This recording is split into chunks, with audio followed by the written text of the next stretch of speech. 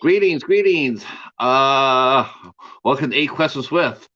Uh, I'm your host, Patrick, and we will be talking to Lara Taillon in a few minutes. As you see, her name's here. She's here, but she went to get some go-go juice. In other words, she went to get coffee, and coffee is our friend. Wow, where to begin? We were just talking a little bit about the Oscars last night, and Will Smith just imploding on stage last night when he got up there and he hit Chris Rock in the face after getting caught laughing at a joke until his wife didn't like it, and then he got outraged and went up there and hit Chris Rock. Yeah, I like Will Smith. I won't lie. I got a lot of his movies. I like him, but I felt really bad for him last night because it was a terrible night for him. It ruined his night as far as winning. He just such a bad look for him, and people won't just now he's going to be he thought he was the butt of a joke last night. Yeah, wait till all the comics get a hold of him, this week. So yep, not a good look for him. Starlord and fishing. Yeah, that's what I'm talking about. Greetings. Glad you guys are here for the first show of the week. I know we're here on a Monday, right? But that's because we have a special guest. We have actress Lara Taillon. Oh, God, see, I'm already killing the name. She's already going to kill me. But she'll be here. We're going to be talking about her career because it's still Women in Horror Month. And let me tell you, she has a movie that we'll be talking about. A movie called Ditched. Yeah, that movie is straight out bonkers, and we're going to be talking to her about her role in that. And I absolutely love that movie. That movie was cool as hell, which probably will surprise a lot of you, since I don't really like the extreme stuff really so much, but I really like this one a lot. Could relate to it a lot. So we'll be talking about Ditched, and we'll be talking about the rest of the films that Laura has done and her journey. But I know you guys want to know what's coming up. All right, I know you guys want to know what's coming up because that's the part of that's the fun part about coming up early, is to hear me read off the calendar. The calendar is everything. The calendar is life. All right. So obviously you guys are here, so we know we're talking to Lara. Tomorrow we have two shows, and there's a time change for one of them. We will be going on at 3 p.m. tomorrow to interview Kelly Goody. I will be joined by co-host Karen from Ocean Chick Films, but we will be here tomorrow at 3 p.m. Eastern Time. 3 p.m. Eastern Time, 8 p.m. Over in Great Britain. And then tomorrow night, 8 p.m., we'll be back here and we'll be talking to actress Monique Candelaria. We'll be talking to her. She is a really fascinating young lady. Can't wait for you guys to meet her as well. Women in Horror Month has just been absolutely fun as hell for me here on the show. I'm not gonna lie to you. It's been absolutely a blast. Wednesday the 30th, we have the lovely Nicole Vegas will be here with us. And she'll be coming up here and talking about her career. And yes, another artist from Las Vegas. There's been lately, we've been finding a lot of talent in Las Vegas, between Christy from Nightmare Toys, Eric and Judy. We've also talked to a ton of people. Steve Delgado. Talked to him. I don't think I've showed you guys that interview yet, but you guys got to see that. And then on the 31st, the last day of the month, the last day of Women in Horror Month, we'll be talking to actress and professional photographer Holly Lynch. So that wraps up March. That's 8 p.m. But wait, we're not done yet, because this Friday coming up, we'll be talking to Bill Obrist Jr. And that guy has over 200 credits. Oh no, that's just the back wall. That's the back wall. Laura's making coffee. I know, right? She's making the coffee. So we'll be talking to Bill Oberest Jr. tomorrow. I mean Friday, not tomorrow, but Friday, and he has done just a wealth of horror films and TV shows. But he's also a multi-award-winning actor, including a Emmy, Emmy, and he also appeared as one of the most infamous characters on the show Criminal Minds, which was new to me when I read about his background. He played an infamous killer that the main heroes never caught. How cool is that, right? But someone offers you an ambulance ride, Bill. Do not take it. Okay, that's the theme of the night, by the way. It's ambulance rides.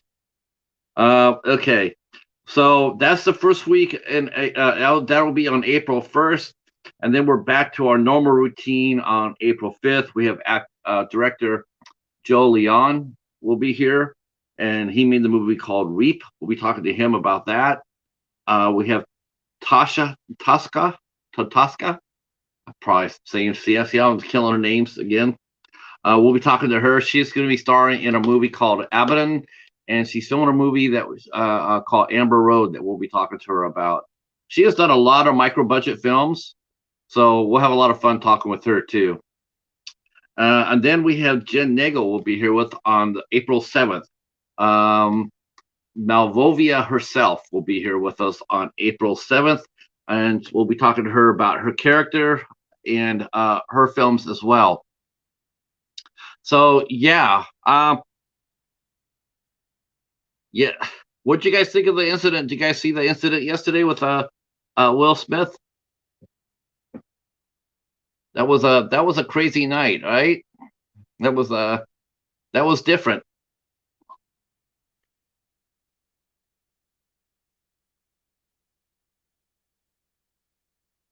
No smoke on the screen. No, it looks like an optical illusion though, doesn't it?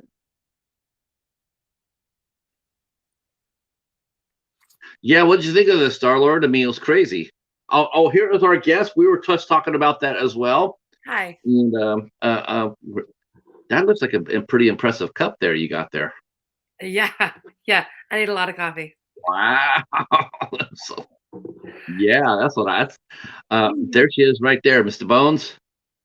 Hi. Uh, uh, so yeah, I just started asking them what they thought of what happened yesterday, and Right. yep. Yeah.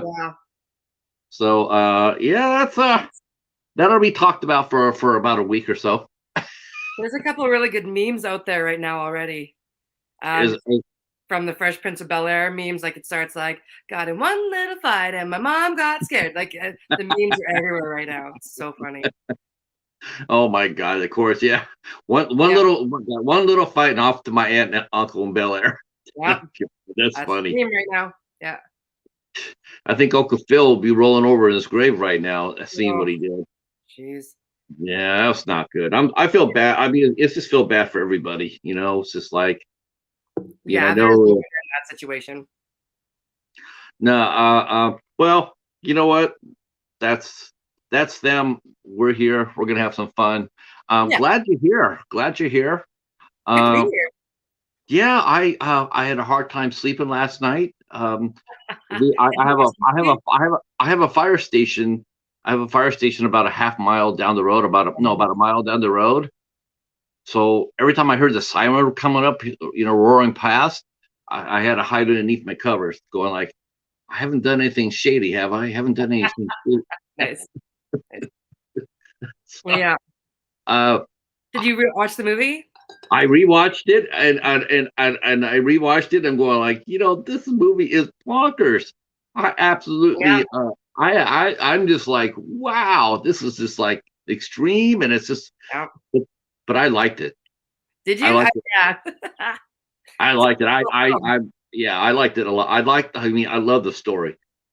It's I a love good little film, and you don't necessarily like. I don't want to give too much away. I mean, but the poster for Ditch says they deserved it, so you know that there's a lot of killing, right? right. Oh But no, that ending, I love the ending. yeah, the ending was just out. the main protagonist, honestly, he was channeling Malcolm McDowell, and that's Oh what yeah, I heard. Did you hear that too, or is that a just little, me? yeah. Yeah, I was like, this could be Malcolm McDowell talking right here, and it's so chilling because Malcolm McDowell can play a good guy because I don't know if you ever saw one of his better movies called Time After Time. No. Gorgeous movie. Um, but he can also play a bad guy, and of course we know that from Clockwork Orange. Oh yeah. So, yep. Uh, but before we get into that, before we get into the ambulance. Oh, Lord, do I really have to get into the ambulance? Do I have to? I want to talk to you about your. I want to talk about your start. Um, so this is the only preset question I have for you tonight, Okay. and that is, where were you born and raised at? I was born and raised in Saskatoon, Saskatchewan, Canada. Basically like the Nebraska or Oklahoma of Canada. God, that's depressing. I mean, It's beautiful. It's like it can be paradise. We have 4 distinct seasons, and I was actually raised in Estevan, which is a small city. It's in Saskatchewan, a city is 10,000 people or more. So, I mean, there weren't many people who didn't know who I was and who my family was, and you walked to and from school. There was no worries. It wasn't. It was a great place actually to grow up. My but family's you didn't have the wide open plains like, see, Nebraska and Oklahoma. That's what they're known for. It's this yeah, wide open nothingness. yeah. Was it like that up there Oh too? yeah. There's not a lot of hills where I'm from. There's a lot, like, a lot of my family's farmers are either in farming or they're in oil, and there's a lot of fields of canola and flax, and you can go for hours to sea of wheat. It's yeah, it's the prairies for sure. We're always used to seeing, when you think of Canada, you're always thinking about the massive forests and the hills and the mountains and the animals. I guess sometimes you forget that there's some flatland there. Very much so. Like, I'm technically still in the prairies, but right now I'm in Calgary, Alberta, Canada, which is above Montana essentially, and it's where the Rockies kind of start. So they keep going down. So I'm at the foot of the mountains here in Calgary. But anywhere outside of Calgary, it's flat. Again, like we're still in the prairies, especially to the south. But the provinces, like the upper halves of them, like you can drive 8 hours from the U.S. border north in Saskatchewan until you hit water and trees, and then you can drive probably another 6 hours if you could drive there, but you can't 'cause it's all water, it's all forest, it's all you have to fly in and out. So that the upper halves of our provinces, yeah, there's just trees and water, good fishing. Uh, well, so what did you do is growing up? Were you born on a farm at the? I wasn't. My said nope. She When she got off the farm, that was it. So I was raised in Estevan, but and I danced. I That's how I got my. We talked about a little bit like how you got your start and how you and you want to talk about dancing. That's how I got my start. It was in the summertime. Like I didn't sing or act in school at all. At all. I was way too shy.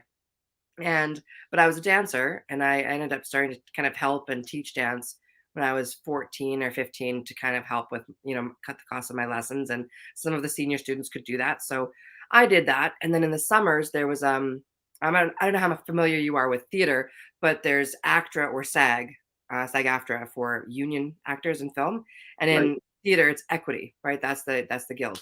So in the summer we had an equity house that was in my town, in my city, for the summer for 2 shows, 5 weeks, and it was, I mean, everybody went to these 2 shows, and in this one particular show, a director and writer by the name of Ron Rohr wrote a period, script from the 20s, 30s, I wanna say, World War One, I wanna say, um, and they needed a dancer for this tap routine, and for a couple of them, and for like a bit part, and they had somebody from my studio accept the role, and then last minute she bailed out, and so I went and auditioned for it, and I couldn't sing to save my life, and he's like, well, I sure hope she can act or dance. So I went, and I ended up getting the job. That was my first show. I was in university at the time, and that was it. I ended up getting a bit of a bigger role in the show, and that was it. I moved to Edmonton, and then I started auditioning, and I started touring, and And then I started touring as a singer and broke into film from there. What made you decide to go ballerina? It's where I started. There wasn't a lot. There is now, like in my hometown. It's a city of 10,000 people, but I would imagine, I think there's 13 hockey teams. Like we're hockey, hockey, hockey, hockey, hockey, hockey, hockey. All my cousins played. At one point, I even coached hockey. Like it was everybody plays hockey. If you're not playing hockey, you're watching hockey. And then for anybody that doesn't do that, there was the dance studio. And Lori Gay Druitt Galloway was my studio director, who I love to death. And so I was just dancing full time. And then in school, I was in bands. So I was in, jazz band, concert band, wind ensemble. I was a sax player. And that was what you did. I mean, I played basketball and I played volleyball and I played soccer and I played baseball, but there were little increments of time. There wasn't anything. It was a small town with not or small city with not many other small cities intermingling sports wise. So I just danced all the time. That's what I did. It was that or like go to bush parties. So I think my parents were trying to not be running after me going to bush parties. So What's a bush party? it's kind of like where everyone's gonna go. Like if you party at the Rocks, or you party at the Pits, or you party at the, anywhere you can go where the parents can't find you, and that's where you Oh, went. right. Okay. Yeah, So you're just hanging out with your friends, yeah, getting a little bit of shenanigans. yeah. And Um, I was dancing so much that I didn't have time to really, misbehave too much. Because if I screwed up anything, then I couldn't go to dancing. That was kind of the rule in my place at my house. So if I screwed up, that was what I got grounded from. My music, they would take my stereo, and I wouldn't be able to go to dancing. So I really didn't. I didn't get involved in too much trouble at all. no. Your parents sound like they really loved you a lot, though. If they're willing to go to that extreme, they really did care, which is a Yeah, good thing. yeah. What was the closest biggest city to your town? I mean, was it completely out in the boonies or? Oh no. Well, I mean, we are so Estevan is equidistant from Minot, North Dakota, and Regina, Saskatchewan, which is the capital city of my province. So, like depending on the day, we could pick up the Minot radio station or the Regina radio station. So, Oh, wow. yeah, we Okay. were right in the middle, and I was pretty much on the U.S. border, like 10 minutes south, and I was in North Portal or Noonan, North Dakota. Yeah, So, I'm about 40 miles north of the border here. I'm about 40 miles from Windsor. oh wow, you're right on the East Coast. Okay, Right, right. So great. yeah, I get it. Um, Mm, hey Larry, how are you? Larry says hello, Laura. hi. Can you see the chat on your where you're at? No, I can't. Okay, I'll read it. I'll keep up with it as we go on then. Um, Yeah. so yep, Larry says hello, and I'm glad you're here, Larry. Thank you so much. Ah. So here you are, you're dancing. I mean, and man, you were just everywhere. I mean, were your parents creative? Were they like you when they grew up? Did they Mm, do everything not really. My dad, he was outdoorsy, but more of like the fishing and hunting kind. He was an accountant. Um, my mom, she played the piano, and I think the whole family had some music. My grandpa was really musical. My grandpa Flack, he had an accordion. He was in a band. They played all the dances, so there was a little bit of that. My family danced a lot at parties, but they didn't. They weren't acting, singing, not like that. No. So, what else did when you weren't doing that? When did you get an idea that's what you wanted to do was to act, or that come naturally when you started dancing? I kind of always loved it. I knew I loved it, but I didn't really know where an avenue was to be. Like I said, it was a pretty small city. There wasn't, I mean, we didn't have a theater company. We didn't have um, those kind of opportunities. You had to go to Regina for that. And oh, hello, Kitty. Yeah, I swear, once a year we talking, here he comes. Diesel, Sorry, my man. cat Diesel's coming right here, right now. He's like, "What's going on?" So for me, like I knew I liked it, and I knew it, but I liked it on the inside. I didn't know how to like it on the outside and put myself out there. Um, oh yeah, here he is. Hello, D. Um, Wow, he's he beautiful. so I mean, so I did what I mean. It was a small town essentially. I did what everybody did. In the summer, everybody played baseball. In the winter, played hockey or basketball, and I danced throughout spring and summer. And we had a cabin, and we went fishing, and we were on the lake, and so there wasn't like I didn't know how to express it outside, and there was no one to really guide you to do that there. So it wasn't until I got my first show and I knew I was like, yeah, this is what I want to do. What about? Now, out of high school, what college did you? Yeah, Starlord, that's it. The Cheetah strikes again. Um, when you went to college, what college did you go to? I went to the University of Regina. Okay. Now, Through community college, like it had like an remote colleges. So I went in my hometown for 1 year, and that was kind of the deal I made actually with my dad. He said, you better figure out this is what you want to do before we go paying for university and deciding, you switching back. And so good call because I went for 1 year, and I was like, nope. I got accepted to Drexel University in Philadelphia, so I thought I was going to go there, and it was just that he's like, make sure, and it was a good call because I got that first show and that was it. I knew that that's what I wanted to do. so what did you take? What steps did you take to become? You're already a dancer. You play an instrument. That's you have a great background. You got a great Yeah. a foundation to build on. When did you start acting? Um, right away, that first show really let me. It, it just really allowed me to bring the inside to the outside, right? Which is that's there's a key that sometimes unlocks you, and you need to be unlocked like that. And so that's what allowed me to do that. I wasn't like an introvert. I wasn't so shy that I wouldn't go out or talk to people, but I wasn't like my personal stuff. Like I didn't really share my insides. So that was the key that unlocked that. Then I started touring and auditioning and really diving into monologues and dissecting it like I would, a dance routine because I was always the slower to learn them. So I had to pick it apart a little more. It wasn't until I moved to, well, I guess I took a couple of acting classes, more audition classes in Calgary. But when I moved to LA, that's when I dove into some pretty serious acting classes and got with some pretty cool teachers. What did you think of what did you think of moving from a small town in Canada to Los Angeles? I mean, what was the culture? Was it a culture shock for you, or Yeah, it was. I moved down there in 2012.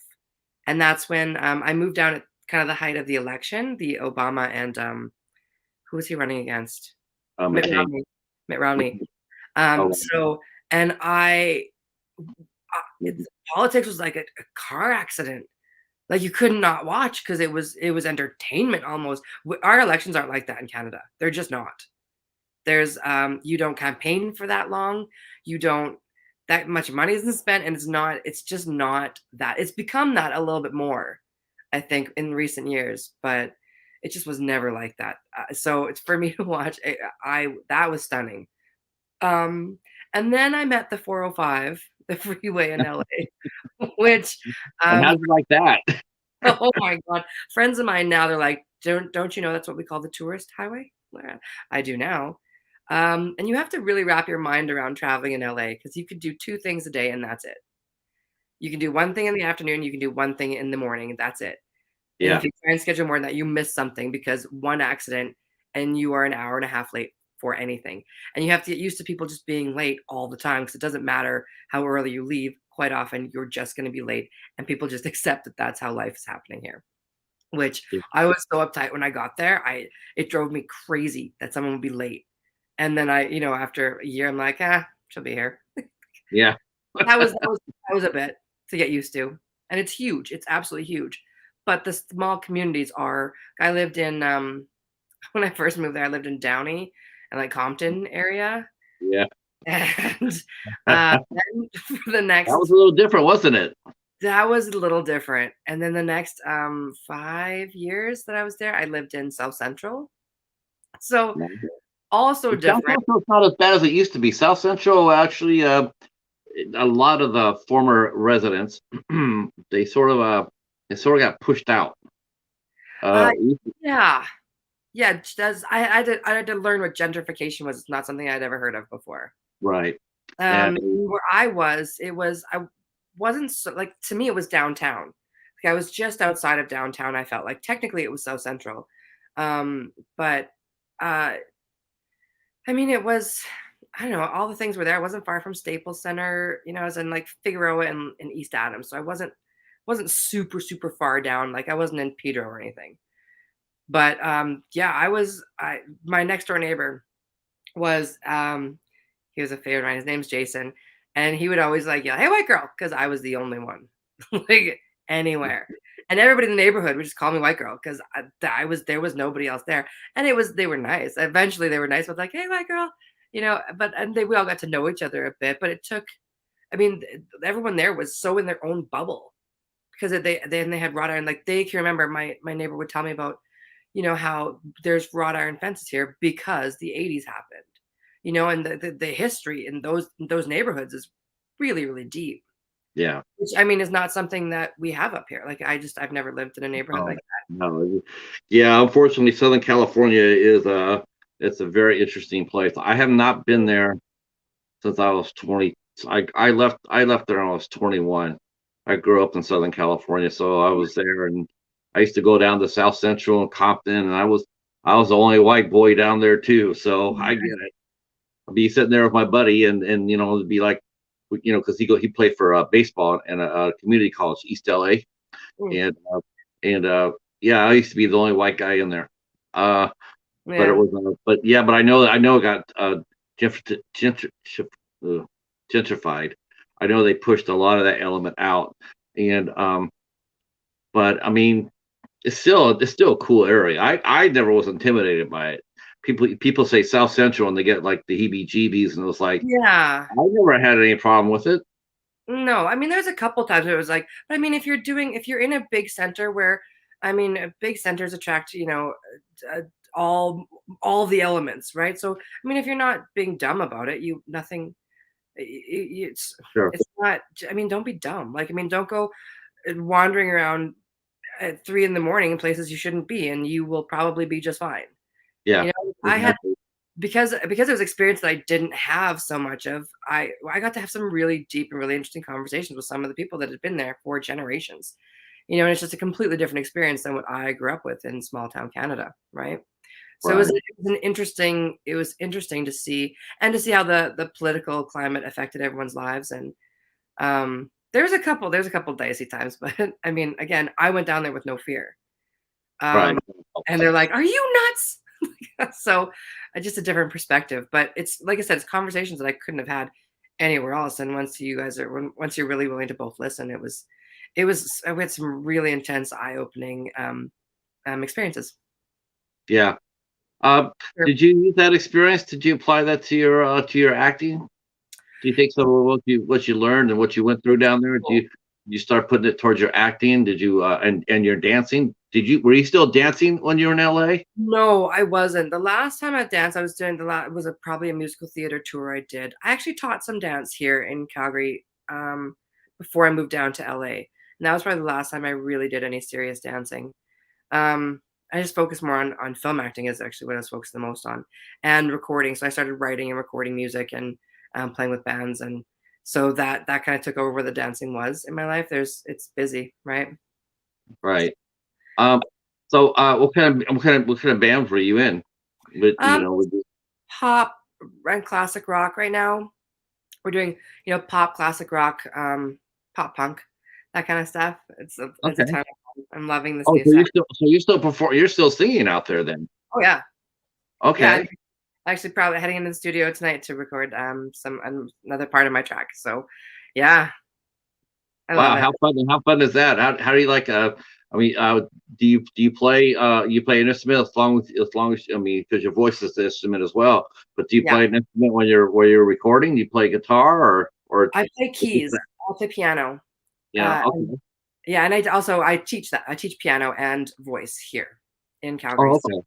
and I've been doing that for years. Before I moved to LA and since moving back, I've always taught piano and voice. So it's nice. And then I didn't really start writing until actually I moved to LA, like when things were really, really dire. There's a couple times that like LA can be a tough place. Yes. Yeah. And and especially if you're in the industry, the entertainment industry. I remember when I first moved down there, you could smell the desperation on someone before they got to you. Like you could see it, like a haze around them. And when I left, when I moved back to Canada the first or this last time, I was like, oh man, I'm there. Like I could feel like that was me. I have had a couple big bumps and I was like bad bumps. I'm like, ouch. Hurt. I'm like, "Ugh, I need a film, I need a something. And you could see it. You could see I could see the desperation in myself. I was like, it's time for a break. It's time Were to you were you concerned about that? I mean, in LA, were you concerned about that? Because Yeah. about being the desperate. Yeah, yeah. Yeah, I think because perception is everything down in LA, right?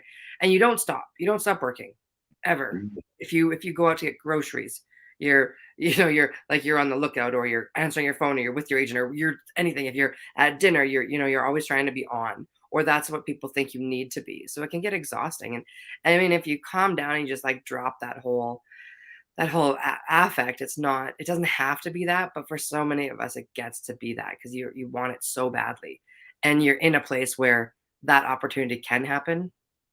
You're like, that opportunity is not going to happen in small town Saskatchewan or Nebraska or Ohio or whatever. That big opportunity isn't probably going to happen, but in LA you're in a place where it could happen, you know.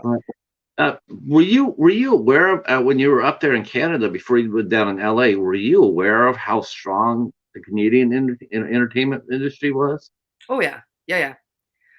It felt so 'Cause like, you guys have an incredible amount of talent up there, yeah, and you guys have you guys put out your own TV shows and your own yep, film. I mean, you can't think of a Hallmark movie or anything else like that without thinking Canada. that's Um, true, you yeah. know, most of the time, a lot of the movies I grab, on the back of it, it says, has a Canadian flag there. Filmed in Canada. It's like, you guys have tremendous wealth of talent. Yeah, and Uh, we've got a really good support system, like governmental support and federal support. We've got a lot of it. yeah, sometimes we have that here, sometimes we don't. Hi, Katie. Hi, John. John says hello. Hi. Hello. And Katie saying hello, friends. Glad you guys are here. Those who wish to share us out, that would be awesome. Um, so how long were you in LA before? Now, were you in LA when you first you booked your first role, or? No, I had shot a few things up here. Actually, all the horror that I shot up here because we're doing. I know it's Women in Horror Month. All of those movies I shot here. One in Vancouver and two in Alberta. Um, I a lot of my resume actually is from Canada first, but it seemed to be have you heard of a TV show Corner Gas? Corner, yes, yeah, that's very famous. Yeah, I figure if you're out near Windsor, it's probably big where you're at. There was a big, and it was shot in Saskatchewan, where I'm from. It was shot in Regina, our capital city, or just outside of it in Rollo. Yeah, But came here. isn't it still going on? No, it's not. I don't. Last season was, I think, 2012 maybe. So I was in that once, and my scene was cut in like the first season or second season. I think the end of the first season. And then, but to get like bigger role, I couldn't get an audition because I lived in Saskatchewan. Then I moved to Calgary and and all of a sudden they're like, oh, I got an audition every single weekend. I was driving back to and I booked a role, and I'm in the fourth season. And it seemed like then I moved, well, as soon as I moved to LA, I started all of a sudden being able to audition for like the big shows in Calgary. Could not get an audition to save my life in Calgary for the bigger shows. It was like, she's a local actor. Like, it's just, there's that kind of mentality. So it was big and it was happening. I was in the indie stuff a lot, and I was writing it, and I've written and produced a web pilot of my own that I wanted to pick up. And we had a great cast and crew, and but to kind of get into those bigger roles, it's almost like you had to move to a bigger center so that you were with maybe a better agent, or I'm not sure what the idea is, Isn't but that as soon as I did isn't move that out, weird? It's like here you are, you go to the audition, yeah, and they look at you, and it's like you say to them and say, "Oh, but I was in LA for 6 months." Oh my gosh, you must be something yeah, now. It's just yeah, like, I'm the same person I was when you saw me last week, only without that. If I hadn't have told you I had been down in LA, how would you see me?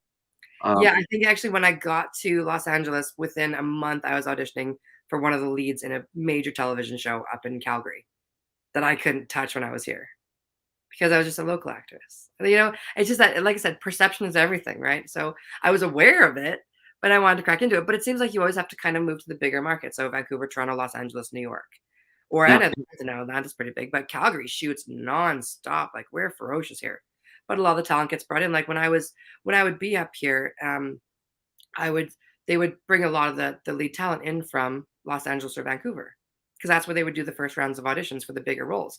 Well, you have to be there to audition for those bigger roles, right? Because they're not going to bring in someone from Calgary to audition in Vancouver. They've got people in Vancouver to audition. So I did for a little bit realistically have to be in a bigger center to audition for the bigger roles for the shows. So I got to do that a lot. And that was, now that I'm back here, I have that connection now, and I've got a great agent, Shauna Church with RJ Talent is amazing. And so I'm getting auditions that I'm looking forward to, but I did have to make that leap a little bit. So are you back in Calgary for good then? I don't think so. I'm not sure. And there, I mean, I got here.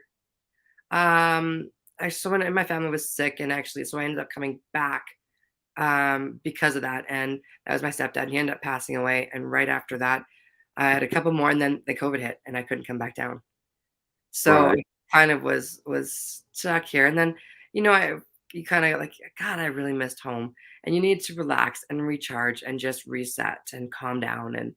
And so I don't know that I'm here for good. I don't know the answer to that, but I'm Um, liking the how air. how did well, how do you like the experience though, auditioning here versus auditioning down in Calgary? I mean, it's got to be a lot more competitive down in LA, right? I mean, like there's for instead of maybe Calgary, maybe you're competing against 30 people, but in LA you could be competing against 130 people.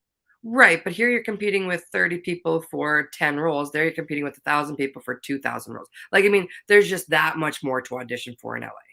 Like in down there, you're auditioning for things in Canada, in the States, like overseas, like you're auditioning for everything. And there's just thousands and thousands of projects every day to audition for. Whereas here, there's, yeah, the pool isn't as great, but neither is the number of projects either.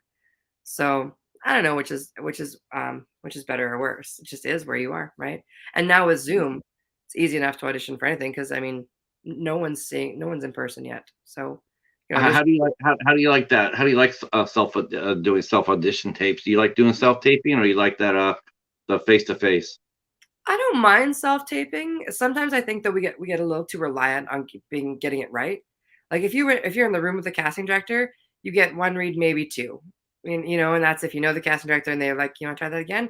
And they'll give you some notes or redirect. If you're self-taping, you can tape that scene for an hour and hope that and get it the way you want it. So I mean, that's a dangerous habit to fall into because you don't get that kind of time in that casting room. So your self-tape better be good. You know, So basically, it's sort of worth doing maybe not such a perfect job. Maybe it's okay to show off a couple of warts because it shows basically, maybe. you're not so polished. You're more, like, if you're playing if you're playing like a police officer, Mhm. you're not going to be not going to be a prim and proper, perfectly in a box. You want to show a little bit of depth and a little bit of grittiness to it, and you want that to be evident in your audition. Like, okay, I can believe her as a police officer instead Yeah, of trying to be so perfect. yeah, Got the hat on straight and got the clothes on. The yeah. badge is all yeah. It And it looks good. immediacy out of it as well. Like, there's a bit of adrenaline that happens when you're going into a casting room, right? There's a little bit of um there's a little bit of butterflies. Even like, and I love auditioning. I'm not someone I don't freak out on auditions. I don't get wigged out. I like to audition, but there's always a little bit of a jolt right before you're in the room. It's like, whew, okay, I get to read this, and you're reading with somebody in the moment that knows what they're doing, and it's just different. Like when you're self-taping, like, my hair wasn't right. We have to take that again. Or, oh, could you hear me well enough? Oh, there was a noise outside. There's just so many reasons to retake it and retake it and retake it. You can do it to death rather than have that immediacy of like focus and drop into the scene and be there with that other person, which Who decides? Who decides in an audition to retake? Is it up to the artist or is it up to the casting director? the casting director. I Uh, mean, if you're an actor, you can ask, but you better know that casting director really well, and they better really like you. Otherwise, they may not see you again for a little while. right. Has Right. that happened where you've has that happened to you where you've had a maybe a bump and didn't know it? I don't think so. I usually I was always the one that's too shy to speak up. There's actually a course here in Calgary by Peter Skagen. It's an audition class, and he says I went in to help him out with it, and he's like, Lara, do everything in audition that you think you can't, that you think you shouldn't. And so I walked in and I dropped my bag, like, here, can you hold this? And hey, can we retake this? And all those kinds of things that you should not ever do. And there was people that were like, you shouldn't. I'm like, no, don't do any of those things. It's just like their time is economical, right? Like they have this amount of time to see this many people, and they've given you one of these slots because they know that you're not going to waste their time. And that was, I mean, that was again before everything went on Zoom, right? Before everything went digital. So now Right. it's different, but See, our friend Magnificent Germany with Darian is here saying hello. hello. Um, yep. Thank you so much for coming in, Darian. Appreciate it so much. And let's see, and Fairy Dust, Brene, our friend Brene saying, "Oh my gosh, just realized greetings from Southern California." Uh-huh. Is that where you? Okay. Is that your? I don't know this. I should ask this. Is Southern California your home base, Brene? I see. I grew up in the Inland Empire. You ever heard of it? You ever heard of the airport Ontario or the town Ontario? Yep, I have Ontario. it. I was struck as weird. Yeah. Yeah, that's where I grew up at. Okay. Um, so okay, so that's cool though. The auditioning class sounds, and the chance you got to go in there and help teach it.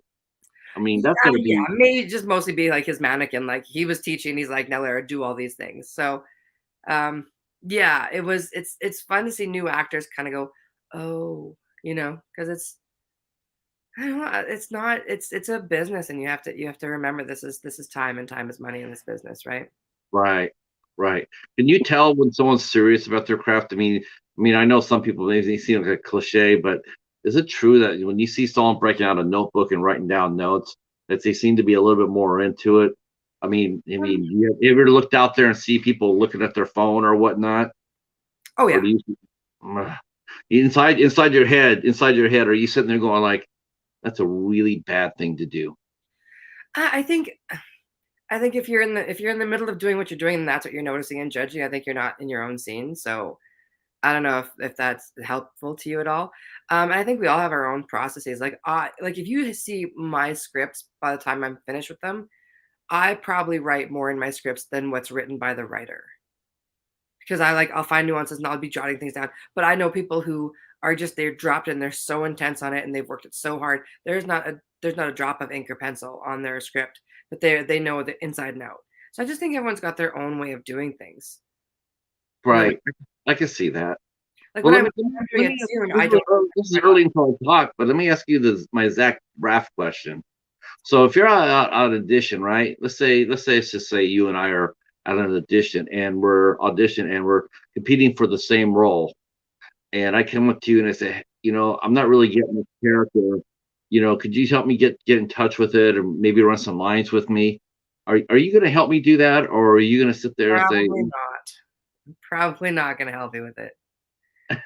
If we're at the point that we're at the same audition, I'm yeah, already in the zone of what I've got going on in my head. And honestly, if you were to ask me to help it, that would be weird. I might run lines. I've done that before with people. Some people that come to auditions are just really, really new, and they've by some miracle gotten an audition, and it's kind of like one of their first, and you can see it. But I had actually coached in LA that it was part of her like audition game, almost, that she would come in and try and knock people off their game in an audition room. Like that was part of her. That was her style. She would come in there and she'd try and kind of knock everybody else out of their zone. So she'd go in there and like nail her audition. Everyone else would be off kilter. So I'm not that. I wouldn't. I don't even know what you say to that, because I'm man. It takes all kinds. But that was someone that I'd taken some classes from in LA. Um, but no, I'm probably not going to get too far out of where I'm at for my audition read. If you're not okay, coming to an audition ready to read the lines I don't, you may want to ask for an extension if possible. right, right. Yeah, that's a great answer, and it's an honest one, which I appreciate a lot. Um, so as you before we get into the kind of roles that you started getting, let's go back a little bit and see what did you watch when you were growing up. I mean, it doesn't sound like you had very much time to watch any movies or TV with all Well, your activities.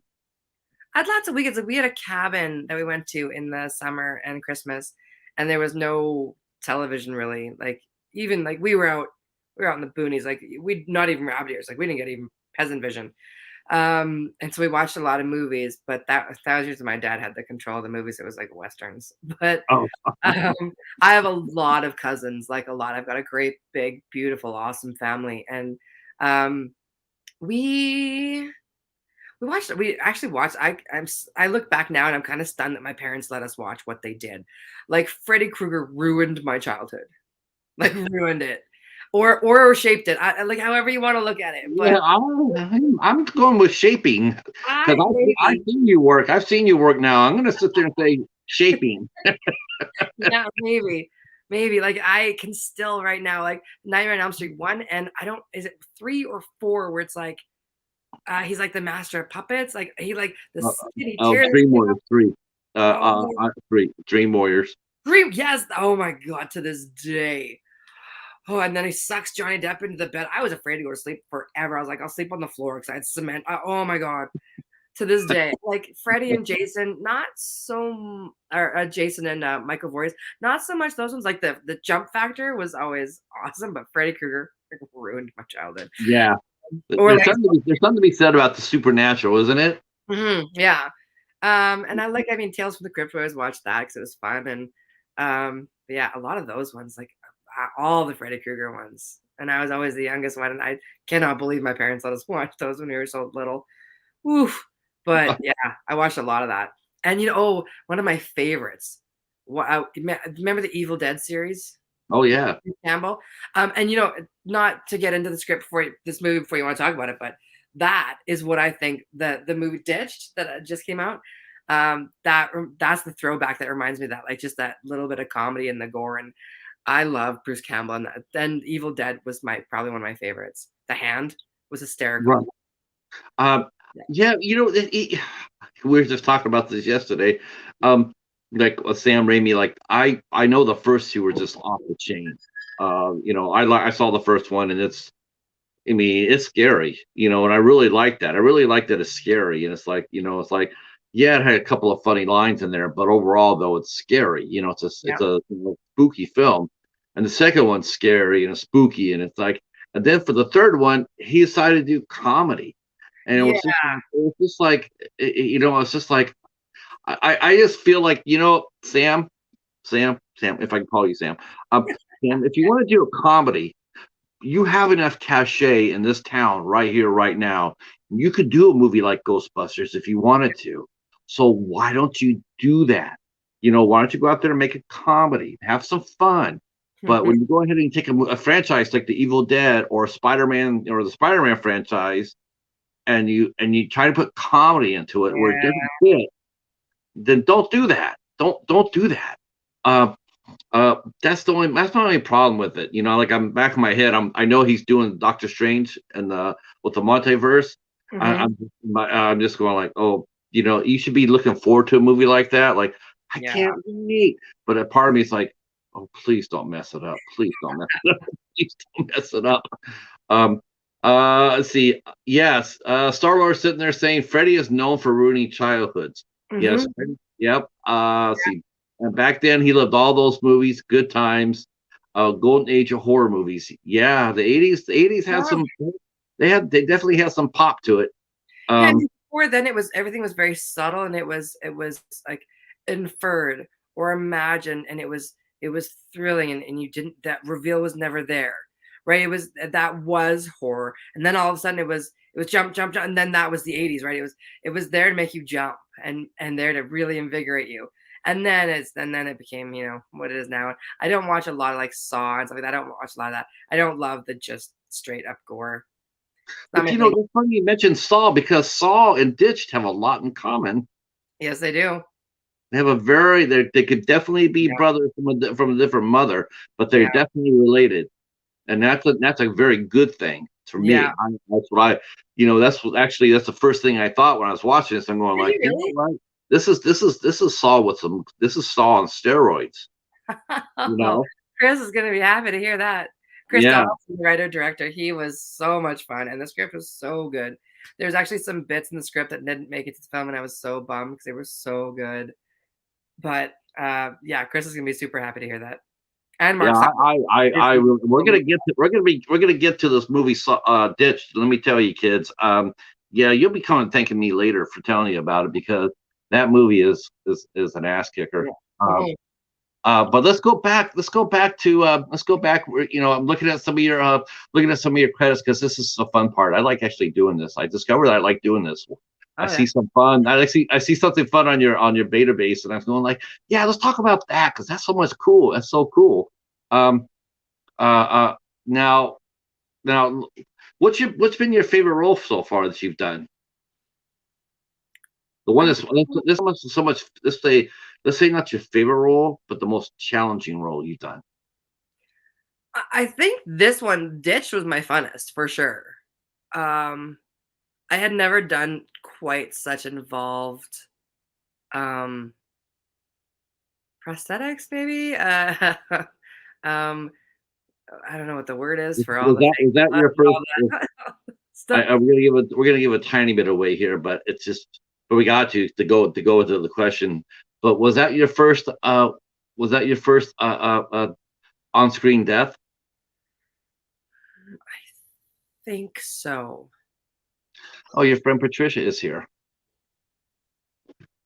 Hello. Uh, Patricia Scriver. Oh, hi, Patty. Ah, hi. Yeah, she's a friend of mine from back home. Okay, I'm just gonna go ahead and toss her a hello and thank you for showing up. I really appreciate that. Yeah. So was that your first That was my your first? Oh, well, I mean, I had died in a couple of sci-fi films I had done down in LA. I died in a couple of those, and if you were on my IMDb, there's pictures of one of my sci-fi films. 'Cause my favorite roles, costume-wise, Michael Philpott was a costume designer. Oh, they were so awesome. Um, and I mean, the dramas for me are the more challenging because just to slink in that role and just to feel, usually they're sad and they're like to sit in that kind of that emotion for a long time. That can be a lot, but um this was the most fun for sure. Like horror movies are fun to shoot. Yeah. You'd think it was the opposite, but it's not. The horror movies are fun to shoot. They're Yeah, well, I mean, how you must have really been when you got the script. You must have said, "Oh, I'm playing a cop." All right, and then you started reading it, and all of a sudden you're going like, "Holy cow! What have I gotten myself into?" I yeah, mean, was that the first time wow, gosh, that's the first time you played a role like that, or maybe your character was conflicted. no. I mean, I think good roles are most of them are like that. In this one, I didn't. I mean, when you see the turn, like you see, the reason. That's I'm like, oh yeah, she totally deserves it. So I was like, oh yeah, no, yeah, she deserves that. Yeah. Actually, fun fact about this role is written for a guy, and I have a killer agent and a really open-minded casting director said, yeah, okay, we shot my agent said shoot this scene anyway. I think it's great for you. So I shot it in the casting and Chris and Mark and the producers they looked at it and like, yeah, bring her in for a callback. And I ended up again I was the only girl there. All the other guys they were guys because it was a male role, and so it was some of it was taken a little differently. I think after it became a female character a little bit because whoever the actor is will shape the writing, right? I mean, nothing's set in stone until the film's in theaters. Nothing's ever set in stone. Lines change on the fly, right? Pieces get dropped in, pieces get taken out of the script, and the actor that you are, the person that you are, will change some lines or some feelings or whatever else. But so to read it, and there's one scene that I think we won't give it away, but for me to watch wasn't as hard as probably for a guy to watch. There's I, Dev. I thought I was what yeah because I mean I get teased out here. Some of these guys actually well John's here so he'll probably give me a little bit of grief. I like good horror movies too, but I there's a little bit of the some of it gets a little bit beyond. Um, Yeah, but I did not go there with that movie. This movie I absolutely felt everything that happened in it fit. Absolutely. yeah, There's no such thing as, oh my God. No, no, everything happened. yeah. And it should have. And the way he did it, it was a really, really good movie. Really I good movie. love to hear that. Yeah, there was nothing really overly gratuitous. And it wasn't No, what I loved that there was no scene where just some chick is for no reason running around without her top on. Like that wasn't a thing. Right? Like it right. was smart and it was funny and it was interesting and everything made sense. And like I mean, none of the killings were that gratuitous. My favorite actually was Chris Loranger. I've never called him by his first and last name. Loranger, I think his last name is. He played the psychopath that they were transporting. Oh my gosh, he was awesome. Man, Oh, yeah, he was creepy as hell. yes, and in Yeah. person, sweetest human being, like Yeah. super goofy. And there, I'm like, oh wow, It's like, oh, he's happy. Yeah, I talked to a gentleman, who, he's an English actor, Ray Welland, and he's a super nice guy, super sweet guy. And, but he's playing an abuser. And I mean, when it was like, go, but he said as soon as the scene was over, he was back there cutting jokes, went to the actress, hey, you all right? You're okay? Just, if you need anything, just, super, he's into this part. At the same time, he's still thinking about the scene partner, and there was a little boy there, and he had to go to the little boy and talk to him a little bit, because he had to be in the scene so he could react to it and everything else. yeah, And I just really like the idea that even though he could be the meanest guy on the planet, yeah. when it says cut, he's instantly, are you okay? Are you okay? I mean, I didn't do anything. I just think I think it's really sweet, and I think it's really professional more than anything else. I think it's pro. I Well, appreciate that. a lot of Respect that. times you have to, like, when you're that deep into something, you need to snap out of it. Like, it's sort of like playing an abuser is tough. Like, you're getting to a dark place, right? Or having like these really emotionally broken scenes. Like, you have to come back with some levity. Like, you have to snap out of it a bit. I did a short film where I was an abused woman, and the guy that was to be abusing me, he was before the scene, like where my character was like beaten with a belt and all. Before that, he was in another room, like had death metal on. He's doing push-ups and he's getting like real. I'm like, oh god. Oh, this could go, and I was like, I'm like legit terrified, but because he took it because that was his way of doing it, right? Whereas Right. other actors will like they'll come in, they'll get to a place, they'll step in, and they'll execute, and then as soon as you cut, it's like, okay, that's over. Like, hi, how are you? It's just Right. your own ways. I mean, do you consider yourself a method actress? No, I don't. Do you like working against a scene partner who's a method, or do they? Do you Um, think they take? Do you think sometimes they take it a little too far?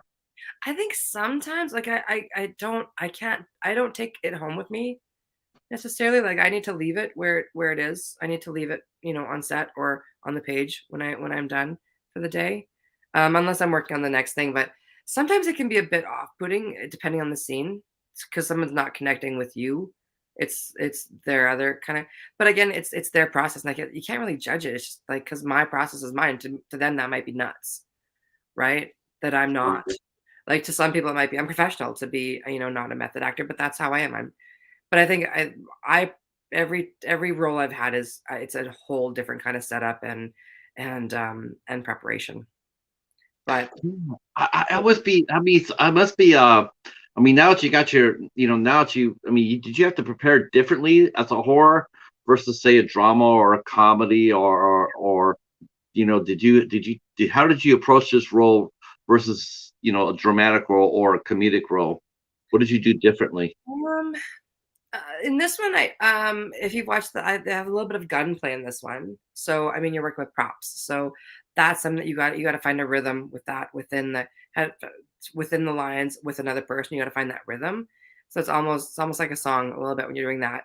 Um, uh, it was shot. Night shoots are always different. We shot everything at night in this. It looked In cold. It looked it, cold. it wasn't so bad. I mean, it was. I want to say it was in August because it was before COVID. And then COVID happened, and then everything got delayed. So I'm stretching for some details here because it's been so long. But um, it was night shoots are different. I mean, everyone kind of gets a bit punchy around 2, 3 in the morning, and people are like, have a donut, have some energy. It's like, Yeah. no, thank you, no, no, I'm good. Just hand me a coffee. Um, And so that kind of stuff, plus the subject matter could be like I know we've already broken that my character dies. That's something different to prepare for, and also because it's night shooting, and you're shooting with natural light. I mean, need to be cognizant of time.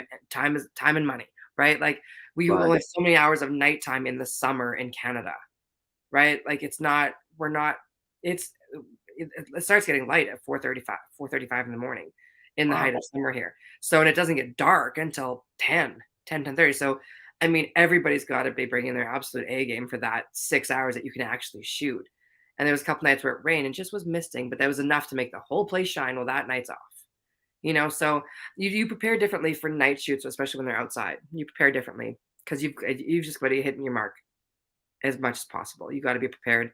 And like in the film business, they say that that they say that the phrase is hurry up and wait, and that's always, but it's more so on a night shoot or an outdoor shoot, location shoots. So Now, different. now, when you are preparing for the role, I was gonna suggest that you go to any like maybe internal affairs and ask them how to play a bad cop, or but they probably wouldn't like that. No, I watched enough Criminal Minds. I'd like to talk to someone in the police department. I'm playing an officer. I just want to know how do I play a corrupt cop? Anybody here can answer that for me? Can I speak to your most corrupt police officer, please? Yeah, can I go to ride? Can we do training day Canadian style? Right? Yeah, I can't imagine I get much response from that. Um, or the kind of response? Yeah. I love cop shows. The pilot that I wrote and produced up here and acted in was a cop drama. I love cop shows. Like I heard you talking about some of you're about to have on, I think, was in Criminal Minds. I was hearing you talk Yeah, Bill Obrist Jr. Yeah, that guy's a legend. He's a horror legend. That guy's he's done so much incredible stuff. Just he's got over 200 credits. He's been a lot of his cult favorite stuff. But he appeared on Criminal Minds, and he played one of the infamous killers that did not get caught. Yeah, it's got to be like one of the only episodes. Like I was a huge Criminal Minds fan. That's gonna be Right. one of the only episodes that happened. Yeah. That's a big cup. Yeah, it is. I'm looking at it on the screen like straight to the camera. Are you a morning person, or are you a morning person once you have coffee? I'm actually not, I don't need coffee first thing in the morning. I'm great in the morning so long as I have nothing to do and no one is like, as long as there's not an alarm clock or something like, okay, let's go to here. If I get up in the morning, it's like 5 or 6 in the morning and sun's shining, and I just sit here and I throw on some music and I get into my day. I love the morning. If I got someone like on me like, hey, we got here and here, like then I don't like mornings. Then wait till Right, you talk to me until 2 in the afternoon. right. I'm And a I have night owl, so I'm up half the time until 4 in the morning or later. I'm a night owl. what's your favorite who's your favorite cop show, and what's been your favorite cop portrayal? I mean, everybody has a favorite cop that they watched. Who was the one cop you looked at and said he plays a good cop?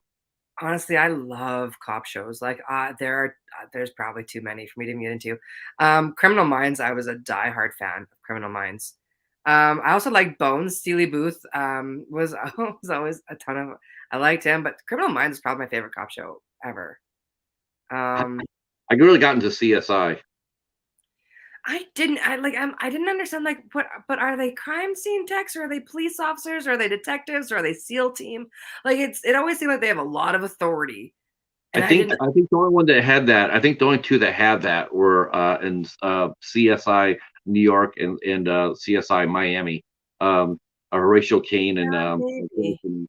but Grissom was not a no. I mean, Yeah, he they was had less so. He was a nerd, and I'm like, that makes sense to me. Like, we're right. nerds and we're smart, and we're the ones doing the actual crime solving. And I liked all the CSIs a lot. Well, not all of them. I liked the original, and I watched CSI Miami a lot.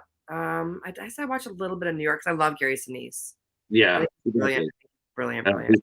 yeah, he's a great actor. You know what? And you know what else? I love the NCIS is like. I like CBS. Apparently I like anything on CBS. I like all the NCIS. Love NCIS. Right. Yeah. I was a big fan of that too. I like those shows. I thought they were a little gritty. Yeah. And that's what I really liked about like CSI, because it got down to the science of it. What's And the one that Jennifer Lopez was in? I don't think it's still on. yeah, I don't sure if it's coming back this now or not. I think I I only know watched the first or second season. What was it I called? hope You know what? Let me find out. I know that Jessica Alba and Gabrielle Union did one, but they only canceled it after 2 years. Oh, I I thought that couldn't. was coming back. I thought I was hoping they would, but no, I think they canceled it. Jennifer Lopez. Um, who That would had you some want? grit to it, and the Wire broke some. Didn't break ground, but it certainly redid it. It did it in a more interesting way. Like I said, I wrote and produced one, and when we were pitching it, when I sent it out to a director to come direct it for us, I was like, "Oh, it's kind of like The Wire." I'm like, "What's The Wire?" And I watched it, and I was immediately taken with it. It was gritty, and I really liked The Wire. I liked the way they shot it. I liked that everyone was pretty flawed, but the work was important. You know what I mean? Like I like that. It says here she had two shows here. It looks like two shows. One was Good Trouble. She executive produced that, and Shades of Blue. I think Shades of Blue is probably the one we're thinking of. Yeah, Uh, uh, yeah, yeah. You know what? People don't realize this. Like we were talking about this before. I was talking about this with another performer, another artist, and we're talking about how I didn't know. A lot of people didn't know that Canada has such a strong television area. I mean, yeah, you guys create a lot of shows. yeah. For a Huh. long time, even Saskatchewan, where I was from, was like known as Little Hollywood. I mean, we had 4 series shooting there, and we don't have less than 1 million people in our entire province. And Calgary, for the longest time where I'm from, um, like right now, Plan B Entertainment's up here shooting. That's Brad Pitt's company. They're shooting up here right now. We just had Ron Howard's company up shooting for another thing. I don't want to title drop because I don't know how much this I'm supposed to know. We have a really, really high profile game show shooting up here, a video game movie or a limited series shooting up here. Okay. Um, we did. I mean, Leonardo DiCaprio's been here a couple of times. It's. I mean, we've got because you've got really everything when you come to Calgary. You've got the mountains, you've got beaches, you've got prairie, you've got wide open space, you've got metropolis, you've got. I mean, you've kind of got everything when you come here, and there's places open enough you can build whatever you want, and the Canadian dollar's easier to shoot with, right? Right. And the Alberta film scene, we have a brand new soundstage here. Our film and television commissioner for I want to say Alberta, but for sure Calgary. Luke Esvito is ferocious in champion of Alberta film, and So, they do a lot to do whatever. I mean, they'll do a lot to get you filming here and make you happy. And there's just so much that you can do with Calgary. So there's a lot of stuff shooting in Vancouver as well. Tons. I mean, most of the series that you watch on TV, and not most, but a good chunk of them are shooting in Vancouver and yeah. the indie ones are shooting in Toronto. But if you go like Supergirl shoots in Vancouver, all the Supernaturals are always shot out there. God, too many to even name, but they all shoot there, right in Yeah. Vancouver. Now, don't they have to have don't they have to any production that comes up to Canada? Isn't it true that they have to have a certain amount? They have to cast a certain amount of Canadians No, it's for every project. no. That's a nice thought. They don't have to. They have to audition a certain number to get certain tax credits. So if you don't want the tax credits, you don't have to do any of that, right? If you want to spend the money, you can just do whatever you want to. If you want the tax credits, you have to audition a certain number of people per project per role, or not for talent. Right. But then you can say, well, we didn't find anybody, so we had to bring somebody up from, you know, Oh, LA it's or so it's so horseshit. whatever. Canada's got some great artists up there. Yeah, There's a lot of great actors and actresses up there. Um, let's see. Brene's mentioning that she's a vampire as well. She doesn't get in her coffin until almost dawn. Lately, with errand appointments, I've had to adjust my hours. She wants to know if you have a YouTube channel. I do not. I don't do. I mean, I guess I do, but I don't put anything up on it. Most of my stuff is private. I use it for auditions and stuff. Really should probably get on that. I Uh, don't. Thank you for asking. what do you? Yeah, do you find yourself? What's it? I mean, do you find yourself? You have to promote yourself more and more. It seems like it used to be like you walk up there and you go out for a role, you do the audition, you book the role, and then you move on to the next one. But now it seems like more and more important that even in smaller movies, that's important that the talent and the artists get out there and promote the movie. Like Well, we're here, not even the we're talking especially about the smaller movies, especially the smaller movies, right? right. Yeah. I mean, you're here. We're talking about Ditch. That's going to help get his footprint out there a little bit, get you out there a little bit more. Once I put it up, I mean, that's Do you find yourself? How do you like the idea of promoting yourself? Do you think? Do you like doing that? Do you feel like? Do you feel it distracts you from the work? Yeah, I don't so much. I don't. First, I don't enjoy putting myself out there as much. I'm like, how interesting am I? I don't. What am I even? So that's more it to me. It's not like I don't enjoy it. I don't know if I'm all that interesting. Um, but also Oh, like I there's think a you're lot. quite interesting. I think you're pretty interesting. I like doing stuff like this. Like I'll chat. I love doing interviews and talking about fun films. Like I like doing that. I Instagram. I try and make sure I Instagram a little bit, but um, and I did some like if you go on my Instagram, it's open. Anybody can see it. Anybody can follow it. Um, We're dropping the links. We're dropping the links even as we speak. oh, thanks. My co-host, Mr. Bones, has been dropping your links all through our That's interview. awesome. Thank you. I'll try and get on my Instagram more. I do play some piano, and I did when COVID first started. There was I'm a Nickelback fan, which probably lose me some fans, but I Don't leave, everybody. Don't leave. Don't leave. don't leave. Don't. I'll show myself out. I'm a huge Nickelback fan. I love Canadian rock. I love rock and roll. Period. But there was some people were doing these weird challenges, and they were ones that did a Nickelback riff challenge, or they didn't promote it. Somebody else did it, and so they got behind it. And so I jumped on that, and then I did one. I'm like, I did a first riff challenge, like play me your first riff that made you really want to sit down at your guitar, or your piano, or your whatever it was, and send it to me or tag me it, and I will put a reel together. And so I did that on Instagram, and people from all over, like someone from Brazil and people from all over the place. So we were just like sharing our first. So that kind of stuff I love to do. I'll Instagram that kind of stuff. But other than that, I'm like, I don't know that I'm all that interesting. And I'm like, who wants Let me, to you can let me know people too much too, I think. Like I don't. let's go a little dark for a second because I really like to get your opinion out of this. And before I ask you, I'll just let you know everybody here already knows what I'm going to say already. So, but I was in music too, but I was a talent buyer. Okay. So, but I want to talk a little bit because it's Tyler Hawkins, who was a member of the Foo Fighters. Taylor, yeah.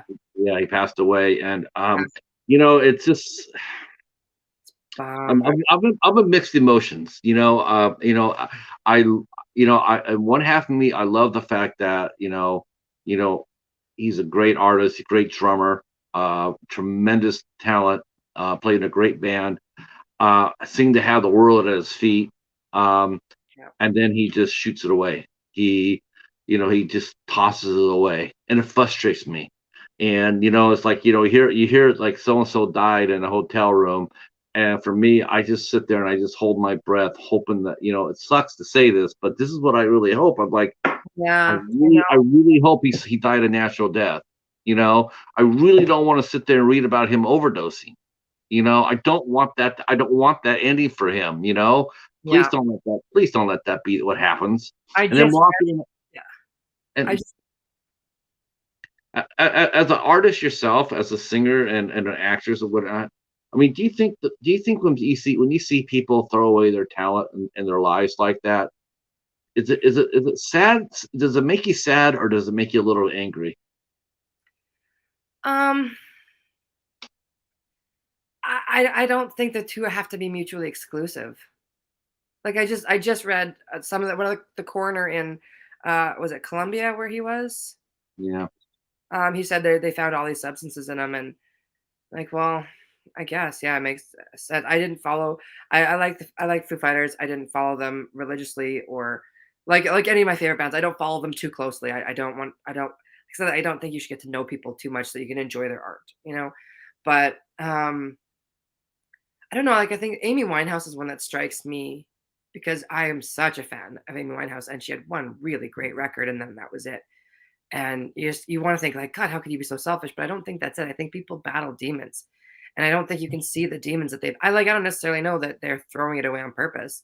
I mean, I think for someone like Amy Winehouse, I mean, she tried and tried and tried and tried and tried to stay clean, and I have I think I can talk about this. My dad went into AA when I was younger, so he was battling alcoholism from the time I was a young kid, and he I mean, he was probably one of the more stubborn human beings I've ever come into contact with. So when he decided that that was it, he was going to turn his life around. He did, and it was an epic struggle for him, right? And I think for anybody who wants to, but you got to want it when you do. But you have to change your life so dramatically. And I think when you're in this kind of field where you have so many people pulling at you for so many things, and you've developed coping mechanisms to deal with, like, maybe you're not cool to be in the public eye that much, but it's what you do, and you I put think yourself there without knowing. I think a lot of artists, I think they like the idea Yeah. of out, but once they get out there and really walking into it, like I really like to be famous. And then once you are famous and you look around and go like, this is not what I wanted it to be. Yeah, it has very little to do with you at some point, I think. And like I was always like really pissed at the Kurt Cobain story, like, hey man, I never wanted to be famous. Like, bullshit. No one gets a record deal by hiding in their basement. That is not how life works. If Nope. you get a record deal, you are pumping your music out, you're pumping your shit out to everybody you can get it to, and you are playing every club you can, and you're trying to get record promoters down. You don't get a record deal by accident. No. Nobody does. And if someone and if let's say by some absolute miracle you do, and someone comes, some A&R guy from Columbia comes to you and says, listen, kid, we're gonna sign your band for $1 million, whatever. And you can say, like, no, dude, that's not really not where I'm at. Don't tell me 8 years into your career, hey man, I never wanted this and I never want to be famous. I just want to sit in my basement and record. Well, you could have done that. So Yeah. that to me is a little more off-putting. Like, well, he was never okay with fame and he never wanted. Well, then, but I mean, Because even that, I guess you should judge because I don't know that that was his attribute. But I think with someone like Taylor Hawkins, I mean, I don't know him, I wasn't there, but I think those kind of we everyone has their own kind of coping mechanisms, and if that's the way you start in life, and that's the pattern you develop and the habits you develop to keep you going at the level that you're going at, it can be a really hard thing to try and kick. I think, yeah. and nobody thinks it's going to be their last time, right? Like No. I don't do drugs, but it's not because I don't know. I don't like to lose control like that, and I don't like the feeling, and I have a weak stomach, and so I'm not good with it.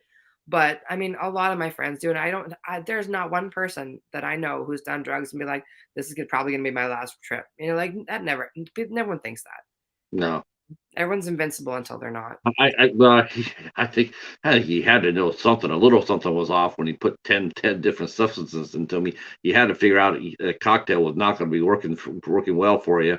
I Um, mean, you see some guys who get through it, like I love Guns N' Roses, love Guns N' Roses, and you see Duff, and Duff talks really openly about it. So does Slash, and they talk really openly. And Duff's like, man, like I ruined my system. Like he talks really openly about his drug and alcohol use, and how I mean, and I'm a prairie kid. I can drink with the best of them, but I mean, and I thought I was almost a pro. But then you listen to Duff, like, yeah, he was knocking back like a 40 a day or a 2.6 a day. I'm like, oh my god, yeah, that's alcohol poisoning in a day, every day. I yeah, mean, you get sometimes those cycles can be hard to break, right? yeah. I just, yeah. I mean, I saw my fair share of those people too. Mm. But it just, it's just really, to me, there's just nothing more sad than seeing someone who has it all tossing it away. For that, it's Yeah, I like, think it's easy to see if from you the gave it up outside. for love, if you gave it up for love, and you sit there, like Henry did for his wife, the princess. He says, no, I don't, I'm not going to be a royal anymore because I love this woman more than that. Yeah, And he gave up the royal. I appreciate that. I mean, it's like, he gave up something that could have benefited him for somebody he loved. I get that, yeah, but I just feel like, man, I just like when he has 3 kids. He had 3 kids. yeah. It's just like, oh my gosh, there's 3 reasons right there not to do what you're doing. But it's just it's just sad. I It's think just it's sad and from the outside though too. I mean, it's so easy to like look from the outside and go, "Don't you see?" But when you're in it, like you can't see the forest for the trees. I think no, like, when you're in it, no, no. you're It's, seeing. it's such a vicious thing. Um, so back to. I just wanted to get your opinion about that. Um, so going forward, I mean, where do you? Now you said you started writing scripts. When did you Mhm. start? When did you start writing? Was that something you picked up when you were younger, or is this something a new talent that you developed lately? I kind of always tinkered with writing a lot, and I liked I read a lot of scripts because I was auditioning a lot. And it was at a time here that this story. So I had my previous agent when I lived in Calgary. I at one point called her and said, "Listen, I've only had like 6 auditions in the last 8 months. Like, what's Oh, going trouble. And she's like, "Come to my office." So I came to her office. We sat in front of the computer, and she pulled up all the breakdowns from the last, whatever the time frame was, 8 months or 10 months. And we went through them, and she's like, "Now I'm going to remove everybody. I'm going to whittle out everything that's not female." And immediately, 90% of the auditions were gone. Damn. And then she's like, "Now I'm going to whittle out anybody that's, um, I'm going to whittle out your age range." So that's taking out all kids. And now I'm down to like 20 auditions out of, I mean, thousands. Now there's 20. And then now I'm going to whittle out ethnic. So only Caucasian. Because I mean, like it or lump it, that's the way auditions come. Things are written for white or ethnic or 18 or 30 or tall or short, or like their character descriptions are specific. So by the time it got down to it, I had auditioned for every single role that I could. Casting had seen me for every single role that I was eligible for, and most actresses didn't get that. But I So was you're saying not out of all the auditions, 90% were male and only 10% for female. at least 90% were male, at least. What year was this in? Um, geez, 2011. Do you think it's changed? Do you think it's changed since then, Laura? No, I mean there's a lot more films with female leads. Not a lot more, but then the rest of the supporting characters. I mean, like look at most movies and just like how many people are getting significant lines that have names in them, like that their character has a name, and and most of it, if there's a female lead, there's 2 male leads, and the door guy's male and the office manager's male, and like there's a female, or maybe there's 2. Or then there's the chick movies that are now triggering like, oh, well, here we go with female empowerment. I'm like, well, I mean, no, we're just trying to, women are just trying to work, Yeah, so I want to see more. I want to see women on TV. Who doesn't? right. But people want to see like that woman on TV. And it's not, you put too many of them in, it's like, oh, women are taking over, but so that's what I was really impressed with this one. But even this one, I mean, I was one of 3 female characters. Oh, there was a young girl, I think, too. Oh, and one at the end. So there was actually 5. There was 5 females in Ditched. And no, 4, sorry, 4. And a lot of men, which I mean, the kind of movie it is kind of makes sense for some of the stuff that goes on. But so this one had quite a few of us. But like I was just stunned when I'm like, I've had 6 auditions. Are you serious? And when she whittled it down, like at least like almost all, like any breakdown I get now, I'll get, and there'll be like 3 female roles and like 11 male roles. I'm just like, what? Like, so when my agent said, read for this, read for Officer Kerr, because you know what, it sounds like you anyway, and they were wide open to going, yeah, that was a great audition, let's bring her in, because they didn't see it being a female when Chris wrote it, and when he saw my audition, he's like, well, that works, yeah, why can't it be a female role? So they were really open, which I really appreciated, but that wasn't always the case. Yeah. And so I wasn't working, and there was another actress that I had seen in the exact same 6 audition rooms as me, and she got a couple, and I got like 1, and so. But we saw each other all the time, and so I called her up out of the blue. I didn't know her. Michelle Haug was her name, and I had written something. I'd written a cop drama with her in mind and me. It was gonna be an ensemble cast, but I wanted the 2 of us because I really liked her energy. So I wrote um, like 11 pages. And I said, listen, this might be nothing, but I see you all the time. I really like your energy. I've seen some of your work, and I think we'd have a great time working together. And she read it. She's like, oh my God, I'm in. I love this. I'm in. And actually, I think this one might be online. I think Necessary Action might be online. Um, Oh, okay. I'll look it up, and if it is, I'll put it in the description box. yeah, it could be. It might be. I'm not sure. It was like 2011, so it may not be anymore. But and then we decided to go ahead with it, and I hired a director and a DP, and so Brendan Rathbone and Dan Santerre came aboard, and then we hired Aaron Zuffer, who was part of the ensemble cast, and the other one was just happened to be a girl that got the other role. And so I shot. It was an 11-minute web pilot. That was before web pilots were really a big thing yet, and actually we got nominated for some awards up here, and they didn't know where to put us. There was no like best web series at the time, so they Right. put us in best digital production category. I think I lost to a website or something, but it was so I wrote because I wanted to create work. I wasn't working. I was auditioning for everything I possibly could, and there was nothing. There was no more to audition for. There was no more work to be done. So I felt like I created. So Do you think Vancouver's? I mean, you mentioned how I mean, you think you mentioned how Calgary is really booming right now, but if it's booming and it's still 90 to 10, is it better to think about, would you consider moving back to maybe Vancouver or back to LA? I mean, would that be a better chance for you to do there? I mean, that's sort of sad though. I mean, either all one. everything going on in Calgary, you think that you get, you think you have a more opportunity. Well, I mean, in Calgary, it's not that ratio is not quite so it's not quite so hot now. I'd say it's probably 70-30, 65-35. It's still more, I mean, just the industry is more male dominated. Um, just because of the kinds of movies that people are putting out. Like if someone's putting out a mountain climbing movie, it's rarely going to be a woman, right? If someone's putting out a serial killer movie, it's rarely going to be a woman because I mean, most of those are men, so that makes sense, right? So I don't know that it's any different here than it is anywhere else. I think, and I'm not for the affirmative action of give girls movies. Like, I'm not for that Oh either. God, no. I'm all for give it to the most talented. Yeah, and so that's why, like, that's one of the things I really loved about the production team, like in Ditched. I know I keep coming back to it, but I, I'm so impressed that they watched it. Like, yeah, that could be a girl. Why not? Why couldn't that be a woman? Yeah. Because it wasn't. I just love that they had that attitude. Like, of course, yeah, that could be a woman. She had a great audition. Let's bring her in. Holy shit, she nailed that.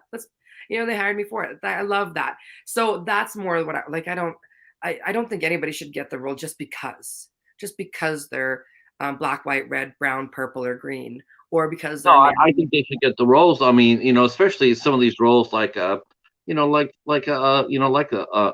movie on Lifetime or whatnot. Why is the office manager a male? Come on, really? I don't know very many officers managers that are male. I know there's a lot that are female. Or make a woman a police officer, make her a captain or a lieutenant. There's plenty of portrayals like that out there. So Yeah. do more. You Yeah. know. Do you see yourself as a leading lady or a character actress? What would you Um, rather do? What would you rather do if you had I your druthers? see myself more in lead roles, I think, Yeah, than a character actor. I I do too. Yeah, yeah. I think it's not because it's perception, right? It's not necessarily what you want to be. It's kind of what you're told you are a lot, and that's what is constantly been the key. Lara, you're a lead actor. You need to audition for the bigger roles so that you're not distracting from the lead actors. And that was something a casting director told me a few years back, which is actually why I ended up moving to LA. Actually, it's like Uh, we'll keep calling yeah, you, but you're never gonna get these small roles because that's not your look and it's not your depth. And so that makes sense. And I think I see that just because of my energy, but I love like some of my favorite actors are character actors like Chaz Palminteri and Gary Oldman. I love Gary Oldman. Those guys who right. can slip into any role and just kind of oh, love them. Uh, Patricia says she misses you. Oh, I miss you too. I see Casey all the time on Facebook. You guys look great. Speaking of roles, excuse me. There's no rules for a cheetah here. Oh, thank you. Keep going. Silly. Oh, Um, hello, buddy. yeah. What do they say? Never work with kids and cheetahs. Kids. Oh boy. Yeah, twice now. Yeah. Dinner Yeah, he'll time. he'll, do- he'll do it like 4 times now. Now he's got a routine. He's like, okay, Guys. I'll go back, and then he'll sit, and then it's just like it's like I don't know what it is. It's so weird. I did not teach him to do this. I promise you. This is all new Oh behavior, and wow, it's look like, at that. yeah, Yeah, see, my little Diesel, he's right beside me, and he just looks like, are we staying here? Yep, we're staying here. yeah. That's it. That's all you're gonna get. Stop stealing scene. Stop. You're him. You're uh yeah, so back down to the writing. You wrote this, you wrote the pilot. I mean, are you still writing now? Yeah, I am Yeah. actually. I actually took that web pilot and when I was down in LA, I had expanded it into a 1 hour pilot. And then I expanded it to a 2-hour long movie with a spin-off pilot, and I started pitching it down in LA. And I got some interest from some production companies. Then I had an accident and kind of was taken out of the scene for a couple of years. And then, it's things move pretty fast down here. So You were off. You were off work for 2 years. yeah, a couple of years, had a bit of an accident that kind of set me back. But and then I came back and actually started writing some other stuff, like some of my experiences I had down there.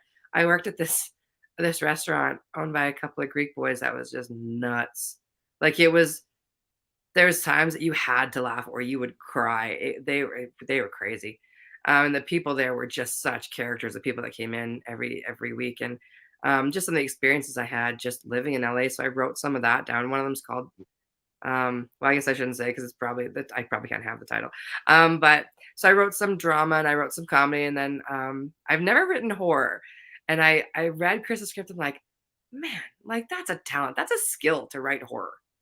I've never written it.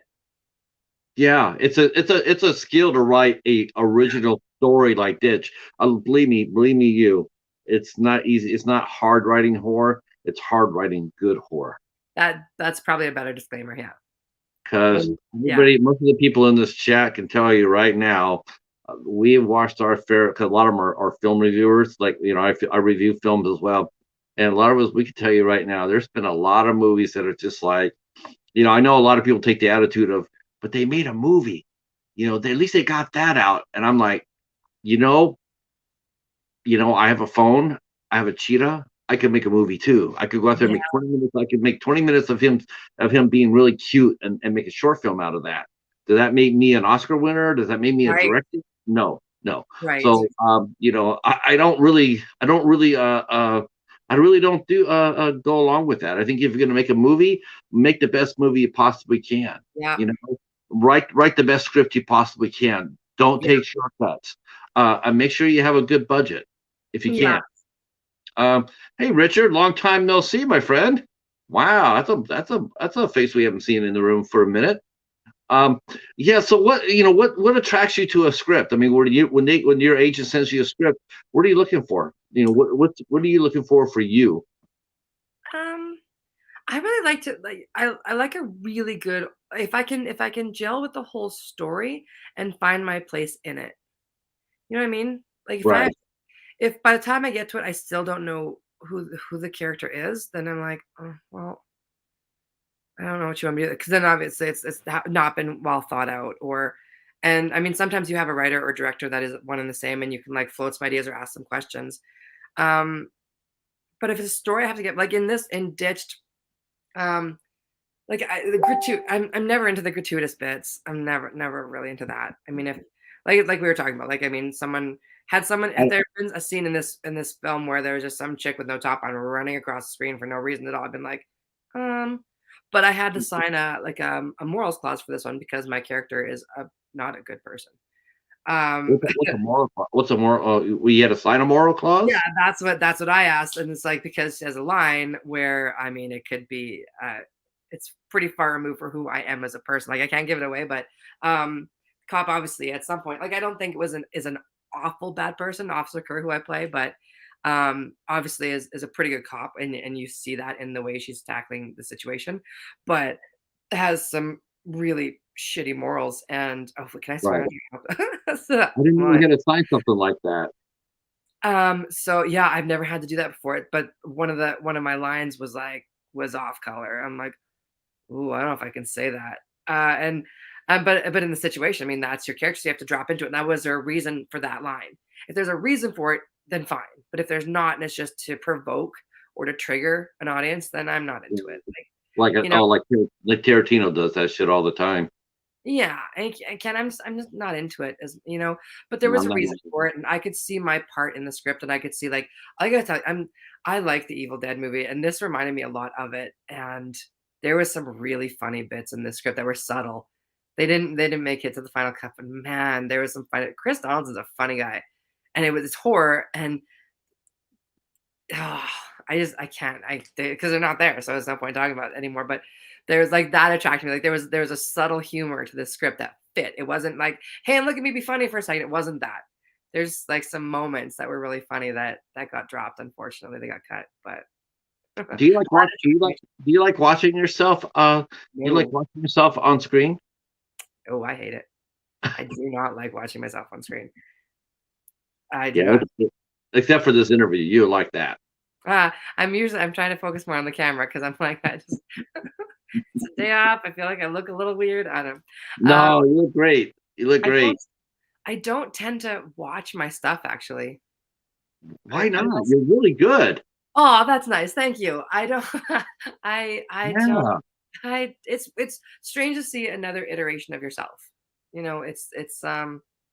Yeah, it's weird because I was it's gonna you, say, but I mean, you're not you. you look at Ditch right now and be detached because you know that's not who you are. So you can just look at a detached, like, okay, this is a different character, and you won't even see you. You won't even see you It's in the probably true. It's probably, but I can see the mistakes. Like I can remember those things, and I remember my very first shot of the day of the shoot for me, and it was I can't, if for any of those who watch it, um, you'll have to go. You'll have to tell me when you watch it. So I've got an open Facebook page. It's called the official Lara Taillon. Go there and tell me what you think my first shot was of the thing, because I can't tell you. It's about my death scene, and it's a part of it. And my first shot was like a really gnarly shot yeah, of the well, scene. And that's you and I can talk about it after because you've seen the movie, and I'll tell you what it was. But um, it's visceral. Like I can remember how they got that shot, and so to watch it, I was shocked. I was like, see, I expected to see some, some horror and everything else, but I didn't expect it for it to be like that. yes, And it's like, yeah, there's a but lot. like I said though, absolutely, positively makes absolute sense. Yeah, like it's It's not not gratuitous. gratuitous at all. It's not gratuitous. It is completely justified. The story calls for it, and I mean, yes, I agree. There's some funny parts in the movie. I mean, definitely the guy strapped in the stretcher was hilarious. I mean, Yeah, yeah, that was really hilarious. yeah, his character was all the comedy. He was funny as Yeah, hell. But he was a son of a bitch too. So yeah, you're just sitting there waiting for him to get his. Um, uh, yes. I was sort of bummed out that Malcolm McDowell caught it though.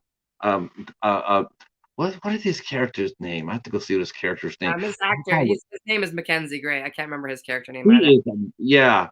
He's a Um, wonderful actor. hopefully you get to work. Do you ever stay in touch with your castmates?